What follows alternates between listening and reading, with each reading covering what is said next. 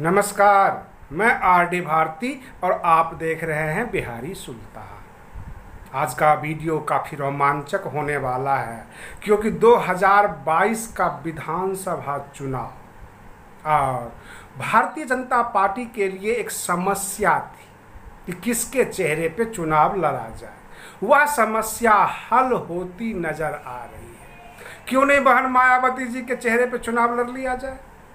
आपको सुनकर बड़ा आश्चर्य होगा कि मैं बात कर रहा हूं भारतीय जनता पार्टी का और चेहरा बता रहा हूं बहन मायावती जी का। अब आप समझ गए होंगे कि राजनीति में ना कोई परमानेंट दोस्त होता है, ना कोई परमानेंट दुश्मन होता है। और ऐसे भी बहन जी 3 बार मुख्यमंत्री रह चुकी हैं भाजपा के समर्थन से। क्या पता 2022 में भाजपा और बसपा एक मंच पर दिखे। उत्तर प्रदेश की राजनीति में बड़ा अजीबोगरीब घटना होती है। अखिलेश यादव जी जो समाजवादी पार्टी के मुखिया हैं, विधायक भी काटते हैं तो बसपा से। कोई बसपा का नेता अगर बसपा छोड़कर आ जाए या बसपा उसे निकाल दे तो समाजवादी पार्टी का गेट खुला रहता है। आज़ाद समाज पार्टी जो चंद्रशेखर आज़ाद रावण का है, पूरे बहुजन समाज का ठेका लिया हुआ है। अगर कुछ बोलेंगे तो वो भी बहन मायावती जी के खिलाफ, उनके पार्टी के खिलाफ। तो क्यों नहीं पूरे बहुजन समाज की सारी जिम्मेदारी अखिलेश यादव और ये जो है मतलब आज़ाद समाज पार्टी के अध्यक्ष उनके जिम्मे डाल दिया जाए। और बहन जी 3 बार जो है मुख्यमंत्री रह चुकी है। कल्याण सिंह के साथ उन्होंने गठबंधन किया था और आधे टर्म का पार्टनरशिप हुआ था। ये सब हो रखा है बहुत पहले, कोई नया नहीं होगा। अभी केंद्र में केंद्रीय मंत्रिमंडल का विस्तार होने वाला है और अगर उसमें बहन मायावती जी को एक अच्छा पोर्टफोलियो दे दिया जाए 2022 के विधानसभा चुनाव तक और भाजपा ये कहे कि 200 सीट पे मैं लड़ लेता हूँ, 203 सीट पे बहन जी आप लड़ लो, हम दोनों मिलकर जो है उत्तर प्रदेश में चुनाव लड़ते हैं। इसमें गलत क्या होगा ये मैं जानना चाहता हूँ। आप हमें अपने कमेंट के जरिए बता सकते हैं कि गलत क्या होगा जब 3 बार मुख्यमंत्री रह चुकी है, 4थी बार ही सही, एक बार और बन जाएंगे।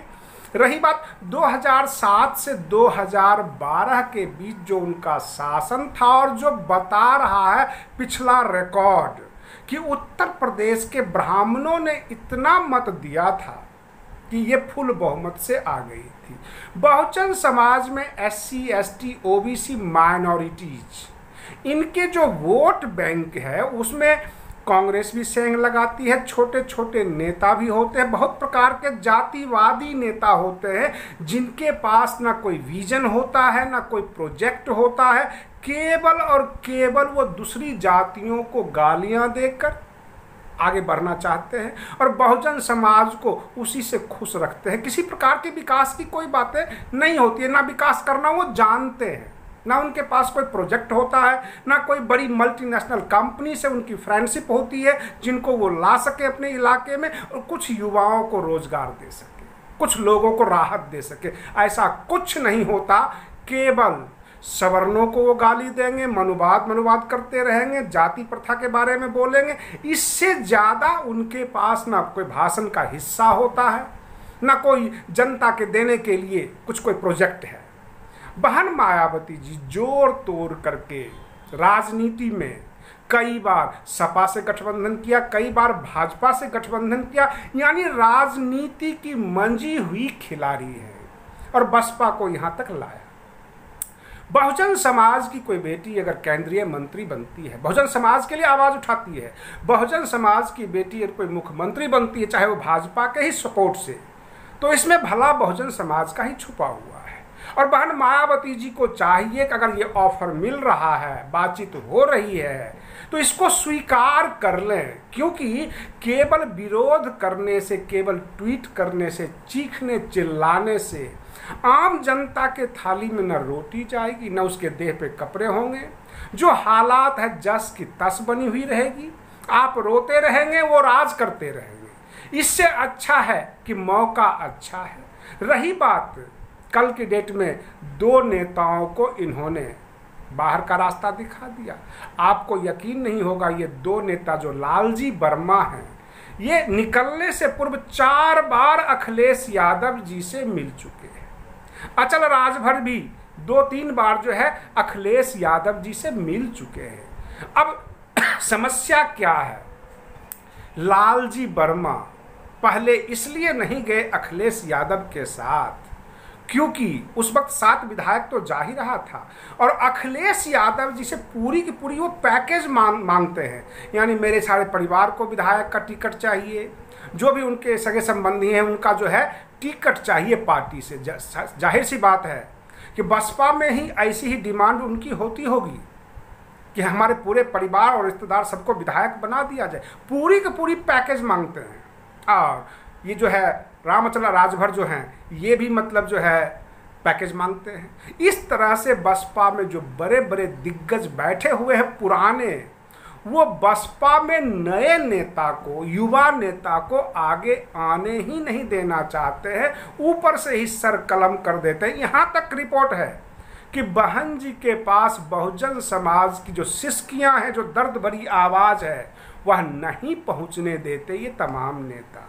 और ये सारी रिपोर्ट के बाद बहन मायावती जी ने फैसला लिया।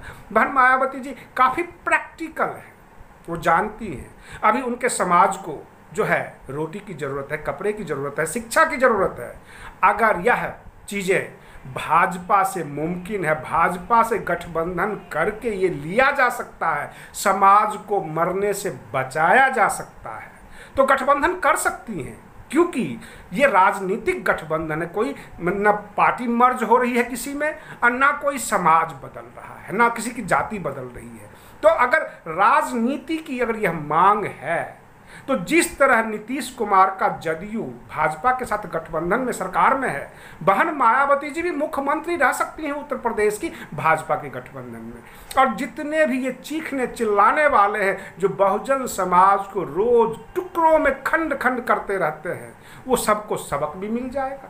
कांग्रेस की अपनी जो है मुंह देखती रह जाएगी, सारे विरोधियों को अच्छा थप्पड़ लग जाएगा।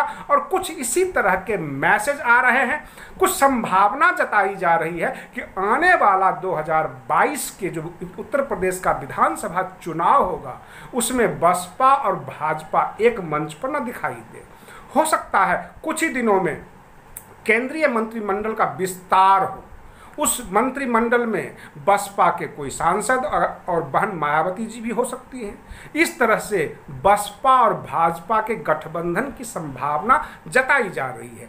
आप बने रहिए बिहारी सुल्तान चैनल पर, हम आपको लेटेस्ट खबर लेकर बिल्कुल प्रस्तुत हो रहे हैं अगले वीडियो में। तब तक के लिए धन्यवाद।